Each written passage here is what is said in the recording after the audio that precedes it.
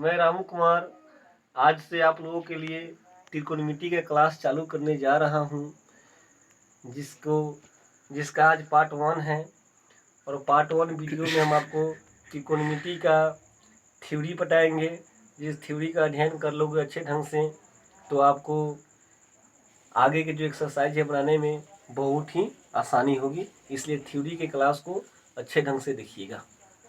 आइए हम सबसे पहले जानते हैं कि त्रिकोणमिति आखिर यह त्रिकोणमिति है क्या। आइए हम बताते हैं त्रिकोणमिति का अर्थ इसके लिखावट में ही छुपा हुआ है। जैसे आपको हम बताते हैं, यहाँ पर क्या हो गया, त्रि त्रि त्रि का मतलब होता है 3।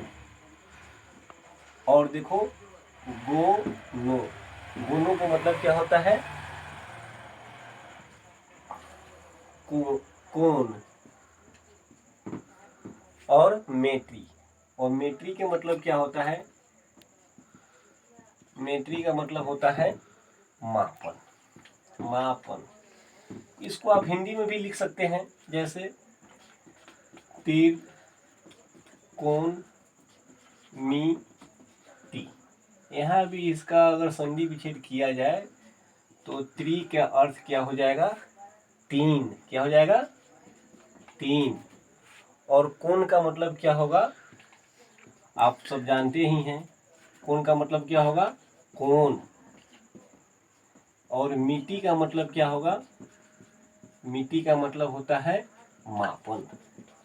मापन।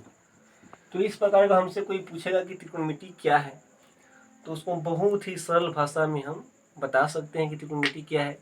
अर्थात त्रिकोणमिति गणित की वैसी शाखा है जिसके अंतर्गत समकोण त्रिभुज के 3 भुजा या 3 कोण का हम मापन करते हैं। समझ गए त्रिकोणमिति का परिभाषा।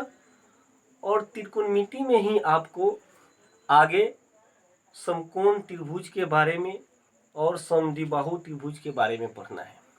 तो आइए उसको भी हम जान लेते हैं कि समकोण त्रिभुज और समद्विबाहु त्रिभुज क्या होता है। तो समकोण त्रिभुज यानी राइट एंगल, इसके बारे में हम आपको बताते हैं। समकोण त्रिभुज यानी वैसा त्रिभुज जिसका कोई एक कोण का माप 90 डिग्री हो, अर्थात 90 डिग्री हो, उसको हम क्या कहेंगे, समकोण त्रिभुज कहेंगे। जैसे आपको हम बताते हैं 90 डिग्री का मतलब क्या होता है, अगर ऊपर से कोई रेखा लंबवत ऐसे गिरा हो और इससे हो, इसको हम इस प्रकार बनाएंगे।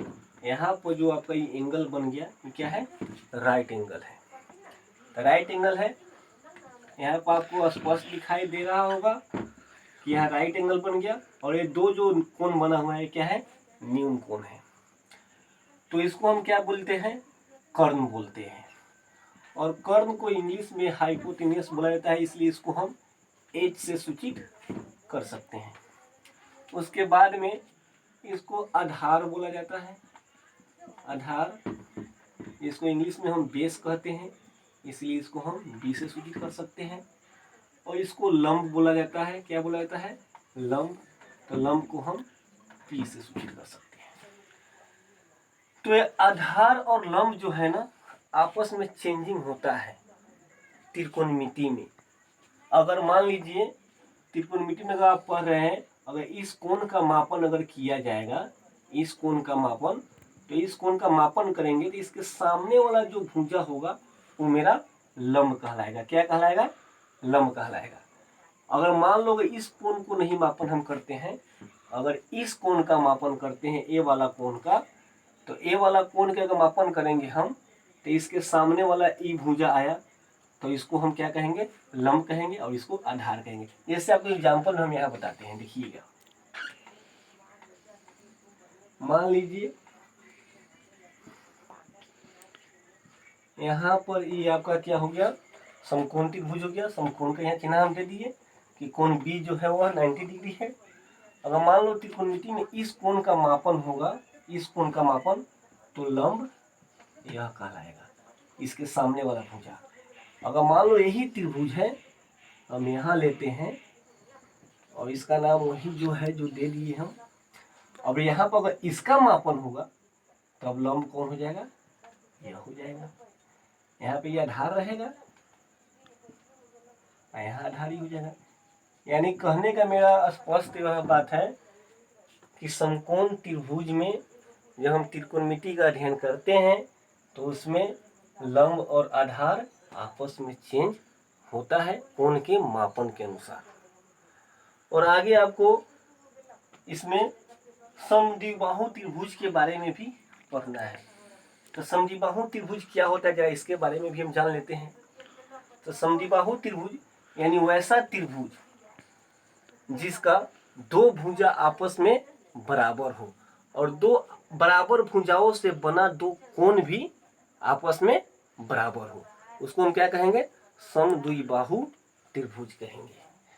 क्या, वैसा त्रिभुज जिसका दो भुजा आपस में क्या हो, बराबर हो और दो बराबर भुजा से बना दो कोण भी आपस में बराबर हो, उसको हम क्या कहेंगे, समद्विबाहु त्रिभुज। जैसे आपको यहाँ पर स्पष्ट रूप से दिखाई दे रहा होगा, इसमें AB बराबर BC, ऐसे हम अपने अंदाज से लिए हैं, इसको आप माप कर भी ले सकते हैं। मान लो AB बराबर क्या है, BC है। AB बराबर क्या है, BC है। तो ये जो AB और BC जो आपस में बराबर है, तो दो बराबर भुजा से बना दो कोण भी आपस में बराबर हुआ। ये दो कोण जो बना है यानी कोण A बराबर कोण B, यानी दोनों कोण आपस में बराबर होगा।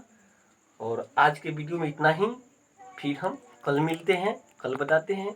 नेक्स्ट वीडियो देखते रहिएगा और चैनल को सब्सक्राइब जरूर कीजिएगा। Thank you.